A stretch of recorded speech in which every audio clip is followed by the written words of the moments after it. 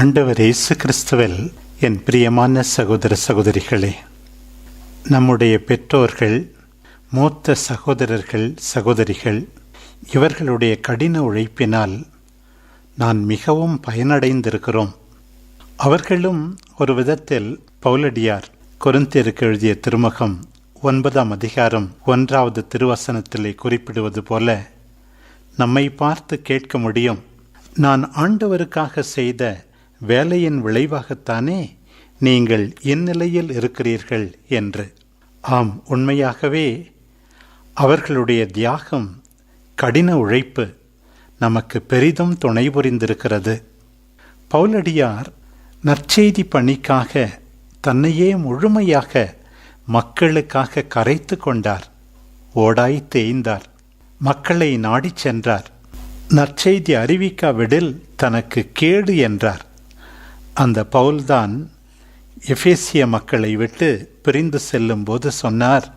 திருத்தூதர் பணிகள் 18ஆம் அதிகாரம் 21வது திருவசனம், கடவுள் விரும்பினால் நான் மீண்டும் உங்களிடம் திரும்பி வருவேன் என்று அவர் கொடுத்த வாக்குறுதியை நிறைவேற்றினார். இன்றைய வாசக பகுதியில் நாம் கேள்விப்படுவது, மலைப்பாங்கான பகுதி வழியாக எபேசு மீண்டும் அவர் வந்து சேர்ந்தார் என்று. மக்கள் மீது உள்ள ஆர்வத்தை பாருங்கள். அவர்கள் ஆண்டவரில் உறுதியாக நம்பிக்கை கொண்டிருக்க வேண்டும். அதற்காக எந்தவிதமான துன்பங்களையும் தாம் ஏற்க தயார் என்று அவர் நிரூபிப்பதை பாருங்கள். அங்கே வந்தபோது அவர் 12 நம்பிக்கையாளர்களை பார்த்தார். அவர்கள் திருமுழுக்கு யோவானை மட்டுமே அறிந்திருந்தார்கள். அவருடைய சீடர்களாக இருந்திருக்கக்கூடும். அவர்களுடைய நம்பிக்கையை நிறைவாக்குகின்றார்.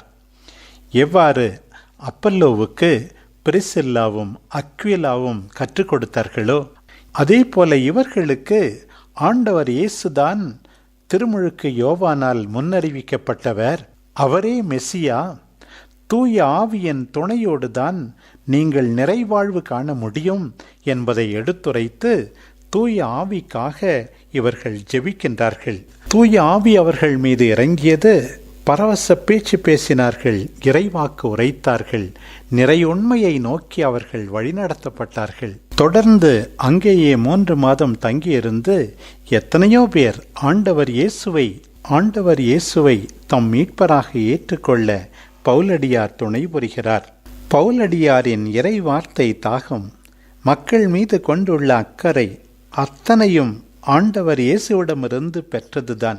நம் ஆண்டவர் இயேசு தாம் தந்தையிடமிருந்து வந்ததையும் அந்த தந்தையிடமே திரும்பச் செல்வதையும் சீடர்களுக்கு எடுத்துச் சொன்னபோது, சீடர்கள் அவர் பேசியவற்றை இப்போது தெளிவாக புரிந்து கொள்வதாகவும் அவர் கடவுளிடமிருந்து வந்தவர் என்பதை நம்புவதாகவும் சொன்னார்கள். ஆனால் ஆண்டவர் இயேசு அவர்களுடைய நம்பிக்கையில் இன்னும் குறைவு இருக்கிறது என்பதை உணர்ந்தார். ஏனென்றால் ஆண்டவருடைய சிலுவை பாடுகளை முழுமையாக ஏற்றுக்கொள்ள அவர்கள் தயாராயில்லை. அவர்கள் ஒவ்வொருவரும் அவரவர் வீட்டுக்கு ஓடிப்போவார்கள் என்பதை முன்னறிவித்தார். அந்த சீடர்களின் நம்பிக்கை நிறைவு பெறப் போவது ஆண்டவர் உயிர்த்த பிறகு, அவர் விண்ணேற்றம் அடைந்த பிறகு, அதிலும் குறிப்பாக தூய ஆவியை அவர்கள் கொடையாக பெற்றுக்கொண்ட பிறகு. பிரியமானவர்களே, நாமும் தூய ஆவியை கொடையாக பெற்றுக்கொண்டோம்.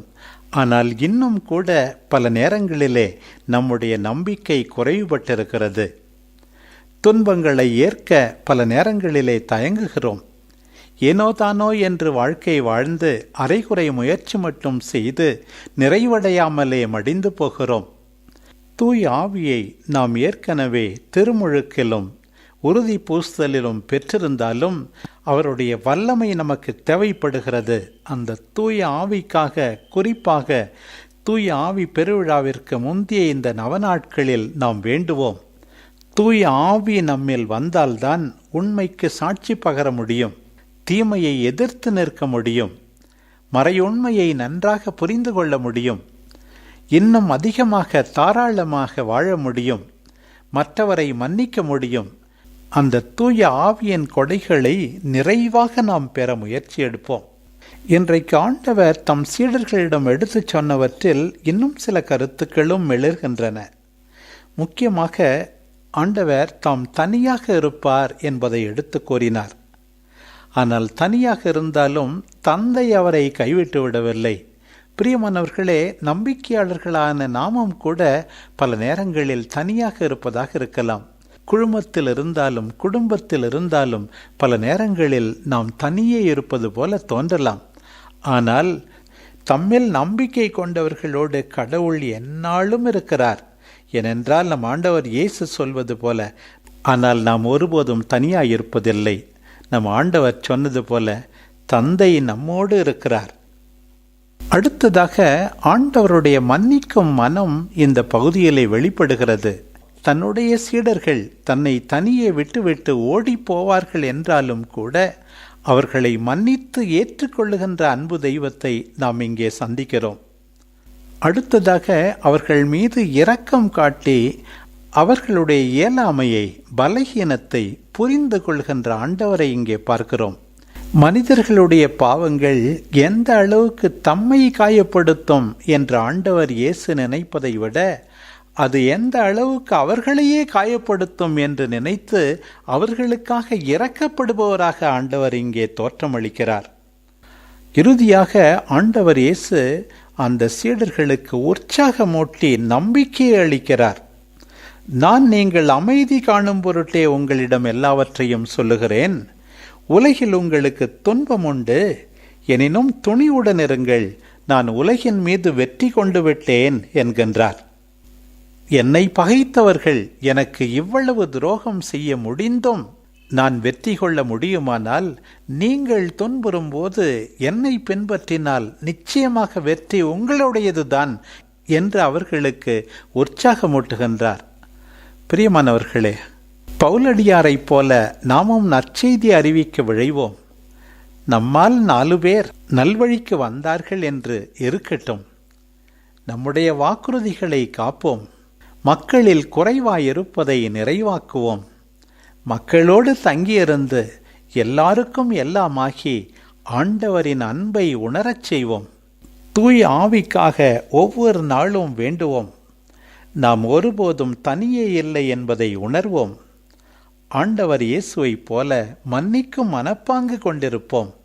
அவரைப் போல மற்றவர்களுடைய பலகீனத்தை புரிந்து கொண்டு நமக்கு அவர்கள் தீங்கிழைப்பதை விட அவர்களுக்கு தாங்களே தீங்கிழைத்துக் கொள்கிறார்களே என்று இரக்கம் காட்டுவோம். மற்றவர்களை உற்சாகப்படுத்தி இறுதியில் அன்புதான் வெல்லும், உண்மைதான் வெல்லும் என்று நம்முடைய வாழ்க்கை பாடத்தால் கற்றுக் கொடுப்போம். ஆமீன்.